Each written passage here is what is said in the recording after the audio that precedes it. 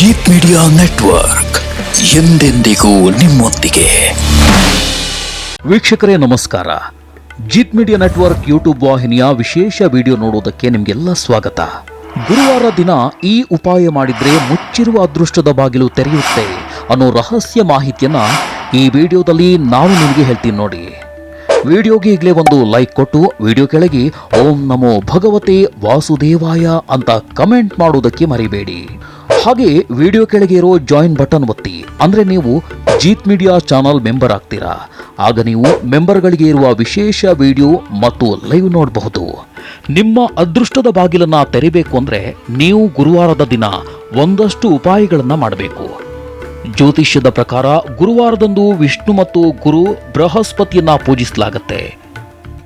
ಈ ದಿನದಂದು ನೀವು ಕೆಲವು ಉಪಾಯಗಳನ್ನ ಮಾಡಿದ್ರೆ ಹಣಕ್ಕೆ ಸಂಬಂಧಿಸಿದ ಎಲ್ಲಾ ಸಮಸ್ಯೆಗಳು ನಿವಾರಣೆಯಾಗುವುದಕ್ಕೆ ಸಹಾಯ ಆಗತ್ತೆ. ಯಾಕೆ ಈ ಉಪಾಯಗಳನ್ನ ಗುರುವಾರವೇ ಮಾಡಬೇಕು ಹಾಗೂ ಯಾವ ಉಪಾಯ ಮಾಡಿದ್ರೆ ಹಣಕಾಸಿನ ಸಮಸ್ಯೆಗಳಿಗೆ ಪರಿಹಾರ ಸಿಗುತ್ತೆ ಅನ್ನೋದನ್ನ ನೋಡೋಣ. ಜ್ಯೋತಿಷ್ಯ ಶಾಸ್ತ್ರದ ಪ್ರಕಾರ ಒಬ್ಬ ವ್ಯಕ್ತಿಯ ಜಾತಕದಲ್ಲಿ ಗುರು ಬಲವಾಗಿದ್ರೆ ಆತನಿಗೆ ಜೀವನದಲ್ಲಿ ಅಪಾರ ಯಶಸ್ಸು, ಅದೃಷ್ಟ, ಸಂಪತ್ತು ಎಲ್ಲವೂ ಸಿಗುತ್ತೆ. ಆದರೆ ಒಂದು ವೇಳೆ ಜಾತಕದಲ್ಲಿ ಗುರು ದುರ್ಬಲವಾಗಿದ್ರೆ ಯಶಸ್ಸಿನ ಹಾದಿಯಲ್ಲಿ ಅಡ್ಡಿ ಉಂಟಾಗತ್ತೆ, ಹಣಕಾಸಿನ ಸಮಸ್ಯೆಗಳು ಕಾಣಿಸಿಕೊಳ್ಳುತ್ತೆ, ಅದೃಷ್ಟ ಮತ್ತು ಹಣೆ ಬರಹದ ಮೇಲೆ ಪರಿಣಾಮ ಬೀರುತ್ತೆ, ಆತ್ಮವಿಶ್ವಾಸ ಕಡಿಮೆಯಾಗತ್ತೆ, ನಕಾರಾತ್ಮಕ ಯೋಚನೆಗಳು ಜೀವನದಲ್ಲಿ ಬರೋದಕ್ಕೆ ಶುರುವಾಗತ್ತೆ, ಸಂಬಂಧಗಳು ಹಾಳಾಗತ್ತೆ, ತಾಯಿಗೆ ಆರೋಗ್ಯ ಸಮಸ್ಯೆಗಳು ಸಹ ಕಾಣಿಸಿಕೊಳ್ಳುತ್ತೆ. ಹೀಗೆ ನೀವು ಜೀವನದಲ್ಲಿ ಅನೇಕ ರೀತಿಯ ಸಮಸ್ಯೆಗಳನ್ನ ಎದುರಿಸಬೇಕಾಗಿ ಬರುತ್ತೆ. ಅಂತಹ ಪರಿಸ್ಥಿತಿ ನಿಮ್ಮ ಜೀವನದಲ್ಲೂ ಬಂದ್ರೆ ನೀವು ನಿಮ್ಮ ಜಾತಕದಲ್ಲಿ ಗುರುವನ್ನ ಬಲಪಡಿಸಲು ಮಾಡಬೇಕಾಗಿರೋದು ಇಷ್ಟು. ಗುರುವಾರ ಬೆಳಿಗ್ಗೆ ಎದ್ದು ಸ್ನಾನ ಇತ್ಯಾದಿಗಳನ್ನ ಮಾಡಿದ ನಂತರ ತಾಮ್ರದ ಪಾತ್ರೆಯಲ್ಲಿ ನೀರನ್ನ ತುಂಬಿ ಬಾಳೆ ಗಿಡದ ಬಳಿ ತೆರಳಿ ಬಾಳೆ ಗಿಡದ ಬೇರಿಗೆ ನೀರನ್ನ ಅರ್ಪಿಸಿ. ನೀರಿನ ಪಾತ್ರೆಯಲ್ಲಿ ಸ್ವಲ್ಪ ಬೆಲ್ಲ ಮತ್ತು ಅರಶಿನವನ್ನ ಸೇರಿಸಲು ಮರೆಯಬೇಡಿ. ಇದನ್ನ ಪ್ರತಿ ಗುರುವಾರ ಮಾಡುತ್ತಾ ಬನ್ನಿ. ಇದರಿಂದ ನಿಮ್ಮ ಜಾತಕದಲ್ಲಿ ಗುರು ಪ್ರಬಲನಾಗ್ತಾನೆ. ನಿಮಗೆ ಗುರುವಿನ ಸಾಥ್ ಸಿಕ್ಕರೆ ನೀವು ಅಂದುಕೊಂಡ ಎಲ್ಲಾ ಕೆಲಸಗಳು ಸಹ ಸುಲಭವಾಗಿ ಈಡೇರುತ್ತೆ. ಗುರು ಬೃಹಸ್ಪತಿಯನ್ನ ಮೆಚ್ಚಿಸಲು ನೀವು ಮಾಡಬೇಕಾದ ಮತ್ತೊಂದು ಸುಲಭದ ಉಪಾಯವನ್ನ ಹೇಳ್ತೀನಿ, ಗಮನವಿಟ್ಟು ಕೇಳಿ.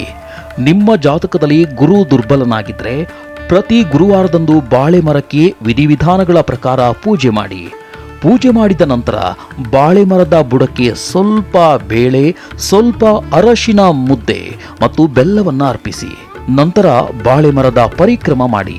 ಹೀಗೆ ಮಾಡೋದ್ರಿಂದ ಗುರು ಬೃಹಸ್ಪತಿ ಪ್ರಸನ್ನನಾಗ್ತಾನೆ. ಅಷ್ಟೇ ಅಲ್ಲ, ಮನೆಯಲ್ಲಿ ಸಂತೋಷ ಮತ್ತು ಸಮೃದ್ಧಿ ನೆಲೆಸುತ್ತೆ. ಇದರಿಂದ ನಿಮ್ಮ ಜೀವನದಲ್ಲಿ ತೊಂದರೆ ಅನುಭವಿಸುವುದು ತಪ್ಪುತ್ತೆ. ಶೀಘ್ರದಲ್ಲೇ ಇದನ್ನು ಮಾಡಲು ಆರಂಭಿಸಿ. ಇನ್ನು ಸಾಲ ಮಾಡದ ವ್ಯಕ್ತಿಗಳು ಇದ್ದಾರೆಯೇ? ಖಂಡಿತ ಇಲ್ಲ. ಒಂದಲ್ಲ ಒಂದು ಕಾರಣದಿಂದ ಜನರು ಸಾಲಗಾರರಾಗ್ತಾರೆ. ತನ್ನ ಆಸೆ ಆಕಾಂಕ್ಷೆಗಳನ್ನ ಪೂರೈಸುವುದಕ್ಕೆ ಅಥವಾ ತನ್ನ ಕುಟುಂಬದ ಅಭಿಲಾಷೆಗಳನ್ನ ಪೂರೈಸಲು ಸಾಲ ಮಾಡ್ತಾರೆ ಜನ. ಆದರೆ ಇದೇ ಸಾಲ ದೊಡ್ಡ ಮಟ್ಟಕ್ಕೆ ಬೆಳೆದು ಸಾಲ ತೀರಿಸದ ಹಂತಕ್ಕೆ ಬಂದಾಗ ಏನಾಗುತ್ತೆ? ಇದರಿಂದ ಮಾನಸಿಕ ಹಿಂಸೆ, ಹತಾಶೆ, ಜೀವನದಲ್ಲಿ ಜಿಗುಪ್ಸೆ ಬಂದಂತೆ ಅನಿಸುತ್ತೆ. ಇಂತಹ ಸಂದರ್ಭಗಳಲ್ಲಿ ಹೇಗಪ್ಪ ನನ್ನ ಸಾಲ ಮುಗಿಯುತ್ತೆ ಎಂದು ಅನಿಸದೇ ಇರೋದು. ಹಾಗಿದ್ರೆ ಹೀಗಾದಾಗ ಏನು ಮಾಡೋದು? ಒಂದು ವೇಳೆ ನಿಮ್ಮಲ್ಲಿ ಯಾರಾದರೂ ದೀರ್ಘಕಾಲದವರೆಗೆ ಸಾಲದ ಸುಳಿಯಲ್ಲಿ ಸಿಲುಕಿ ಬಳಲ್ತಿದ್ರೆ ನೀವು ಗುರುವಾರ ದಿನ ಈ ವಿಶೇಷ ಪೂಜೆ ಮಾಡೋದು ತುಂಬಾನೇ ಪ್ರಯೋಜನ ನೀಡುತ್ತೆ. ಜ್ಯೋತಿಷ್ಯದ ಪ್ರಕಾರ ಗುರುವಾರ ಗೋಪಿ ಚಂದನದ 9 ಕೊಂಬೆಗಳನ್ನು ತಂದು ಅದನ್ನ ಹಳದಿ ದಾರದಿಂದ ಕಟ್ಟಿ ಮಾಲೆ ಮಾಡಿ. ಈಗ ಬಾಳೆಗಿಡದ ಬಳಿ ತೆರಳಿ ಭಕ್ತಿಯಿಂದ ಪೂಜಿಸಿ ಬಾಳೆ ಮರಕ್ಕೆ ಆ ಗೋಪಿ ಚಂದನದ ಹಾರವನ್ನ ನೇತು ಹಾಕಿ ಸಾಲದ ಸುಳಿಯಿಂದ ತಮ್ಮನ್ನ ರಕ್ಷಿಸುವಂತೆ ಪ್ರಾರ್ಥಿಸಿ. ನೀವು ನಂಬ್ತಿರೋ ಇಲ್ವೋ, ಆದರೆ ಈ ಪರಿಹಾರವನ್ನ ಮಾಡೋದ್ರಿಂದ ಶೀಘ್ರದಲ್ಲೇ ಸಾಲದಿಂದ ಮುಕ್ತಿ ಸಿಗುತ್ತೆ. ಅಷ್ಟೇ ಅಲ್ಲ, ಸಂಪತ್ತು ಹೆಚ್ಚಿಸುವಂತಹ ದಾರಿಗಳು ಸಹ ತೆರೆದುಕೊಳ್ಳುತ್ತೆ. ಹಣಕಾಸಿನ ತೊಂದರೆಗಳೆಲ್ಲ ದೂರವಾಗುತ್ತೆ. ನಿಮ್ಮ ಜಾತಕದಲ್ಲಿ ಗುರುವಿನ ಸ್ಥಾನ ದುರ್ಬಲವಾಗಿದ್ರೆ ಅದರಿಂದ ಒಂದಲ್ಲ ಒಂದು ಸಮಸ್ಯೆಗಳು ಕಾಣಿಸಿಕೊಳ್ಳುವುದಕ್ಕೆ ಶುರುವಾಗುತ್ತೆ. ನೀವು ಕೈಗೊಂಡ ಕೆಲಸಗಳು ಪೂರ್ಣಗೊಳ್ಳೋದಿಲ್ಲ, ಕೆಲಸ ಅರ್ಧಕ್ಕೆ ನಿಂತು ಹೋಗುತ್ತೆ, ಹಣಕಾಸಿನ ತೊಂದರೆ ಅನುಭವಿಸುತ್ತೀರಿ ಇತ್ಯಾದಿ ಸಮಸ್ಯೆಗಳು. ಕಾರಣವಿಲ್ಲದೆ ನೀವು ಈ ರೀತಿ ಸಮಸ್ಯೆಗಳನ್ನ ಎದುರಿಸುತ್ತಿದ್ದೀರಿ ಅಂದ್ರೆ ಕೂಡಲೇ ನಿಮ್ಮ ಜಾತಕವನ್ನ ಪರಿಶೀಲಿಸಿ ಗುರು ದುರ್ಬಲನಾಗಿದ್ದಾನೆಯೇ ಎಂದು ಪರೀಕ್ಷಿಸಿ. ಒಂದು ವೇಳೆ ಗುರು ದುರ್ಬಲನಾಗಿದ್ರೆ ಗುರುವನ್ನ ಬಲಪಡಿಸಲು ಬಾಳೆಗಿಡದ ಬೇರನ್ನ ತೆಗೆದುಕೊಂಡು ಅದನ್ನ ಹಳದಿ ಬಟ್ಟೆಯಲ್ಲಿ ಕಟ್ಟಿ ನಿಮ್ಮೊಂದಿಗೆ ಇಟ್ಕೊಳ್ಳಿ. ಆದರೆ ಬಾಳೆಗಿಡದ ಬೇರನ್ನ ಸುಮ್ಮನೆ ಕೀಳೋದಕ್ಕೆ ಹೋಗಬೇಡಿ. ಅದಕ್ಕೂ ಮುನ್ನ ಬಾಳೆಗಿಡಕ್ಕೆ ಪೂಜೆ ಸಲ್ಲಿಸಿ ಭಕ್ತಿಯಿಂದ ಅದರ ಬೇರನ್ನ ತೆಗೆಯಿರಿ. ನಂತರ ಅದನ್ನ ಹಳದಿ ಬಟ್ಟೆಯಲ್ಲಿ ಕಟ್ಟಿ ನಿಮ್ಮ ಬಳಿಗೆ ಇಟ್ಕೊಳ್ಳಿ. ಹೀಗೆ ಮಾಡೋದ್ರಿಂದ ನಿಮ್ಮ ಜಾತಕದಲ್ಲಿ ಗುರುವಿನ ಸ್ಥಾನ ಪ್ರಬಲವಾಗುತ್ತಾ ಸಾಗುತ್ತೆ. ಬಾಳೆಗಿಡದ ಉಪಾಯ ಅಲ್ಲದೆ ನೀವು ಬೇರೆ ಏನನ್ನ ಮಾಡಬಹುದು ಅನ್ನೋದನ್ನ ಕೂಡ ಹೇಳ್ತೀನಿ ಕೇಳಿ. ದುರ್ಬಲ ಗುರುವನ್ನ ಬಲಪಡಿಸಲು ನೀವು ಹಳದಿ ಬಣ್ಣವನ್ನ ಧರಿಸುವುದು ಅತ್ಯುತ್ತಮ ಉಪಾಯವಾಗಿದೆ. ಹಳದಿ ಚಿನ್ನದ ಆಭರಣಗಳನ್ನ ಮತ್ತು ಹಳದಿ ನೀಲಮಣಿ ಧರಿಸೋದ್ರಿಂದ ನಿಮ್ಮ ಜಾತಕದಲ್ಲಿ ಗುರು ಬಲಶಾಲಿಯಾಗ್ತಾನೆ. ಇದಲ್ಲದೆ ಹಣೆಯ ಮೇಲೆ ಅರಶಿನದ ತಿಲಕವನ್ನ ಹಚ್ಚುವುದು, ಯಾವುದೇ ಶುಭ ಕೆಲಸವನ್ನ ಆರಂಭಿಸೋದಕ್ಕೂ ಮುನ್ನ ಅರಶಿನವನ್ನ 8 ದಿನ ದಾನ ಮಾಡೋದ್ರಿಂದಲೂ ಕೂಡ ಗುರುಬಲ ಹೆಚ್ಚಾಗತ್ತೆ. ಒಟ್ನಲ್ಲಿ ನಾವು ಹೇಳೋದು ಏನಂದ್ರೆ, ದುರ್ಬಲ ಗುರುವನ್ನ ಸರಿಯಾದ ರೀತಿಯಲ್ಲಿ ಬಲಪಡಿಸುವುದು ಹೇಗೆ ಅನ್ನೋದನ್ನ ನೀವು ತಿಳ್ಕೊಂಡ್ರೆ ನಿಮ್ಮ ಜೀವನ ಕೂಡ ಶಾಂತವಾಗಿರುತ್ತದೆ.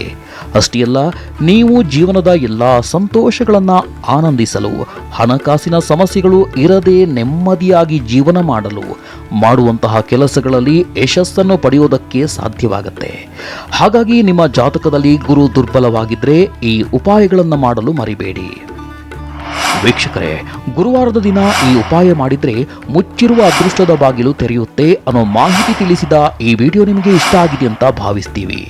ಇಷ್ಟ ಆದರೆ ಈಗಲೇ ವಿಡಿಯೋಗೆ ಒಂದು ಲೈಕ್ ಕೊಡಿ. ಅಷ್ಟೇ ಅಲ್ಲ, ನಿಮ್ಮ ಸ್ನೇಹಿತರಿಗೆ ಮತ್ತು ಸಂಬಂಧಿಕರಿಗೆ ಶೇರ್ ಮಾಡೋದಕ್ಕೆ ಮರಿಬೇಡಿ. ಜೀತ್ ಮೀಡಿಯಾ ನೆಟ್ವರ್ಕ್ ಚಾನಲ್ಗೆ ಸಬ್ಸ್ಕ್ರೈಬ್ ಆಗಿ ವಿಡಿಯೋ ಕೆಳಗಡೆ ಇರೋ ರೆಡ್ ಬೆಲ್ ಐಕಾನ್ ಪ್ರೆಸ್ ಮಾಡಿ ಆಲ್ ನೋಟಿಫಿಕೇಶನ್ ಒತ್ತೋದಕ್ಕೆ ಮರಿಬೇಡಿ. ಜೀತ್ ಮೀಡಿಯಾ ನೆಟ್ವರ್ಕ್ ವಿಡಿಯೋಗಳು ನಿಮಗೆ ಇಷ್ಟ ಆದರೆ ಈ ವಿಡಿಯೋ ಕೆಳಗೆ ಇರೋ ಥ್ಯಾಂಕ್ಸ್ ಮತ್ತು ಜಾಯಿನ್ ಬಟನ್ ಪ್ರೆಸ್ ಮಾಡಿ ನಮ್ಮ ಪ್ರಯತ್ನವನ್ನ ಬೆಂಬಲಿಸಿ. ಜೀತ್ ಮೀಡಿಯಾ ನೆಟ್ವರ್ಕ್ನ ಸಮಸ್ತ ವೀಕ್ಷಕರಿಗೆ ಮಾತೆ ಮಹಾಲಕ್ಷ್ಮಿಯ ಆಶೀರ್ವಾದ ಸದಾ ಮೇಲಿರಲಿ ಅಂತ ಕೇಳ್ತಾ ಇವತ್ತಿನ ಈ ವಿಡಿಯೋನ ಇಲ್ಲಿಗೆ ಮುಗಿಸ್ತಾ ಇದ್ದೀವಿ. ನಮಸ್ಕಾರ.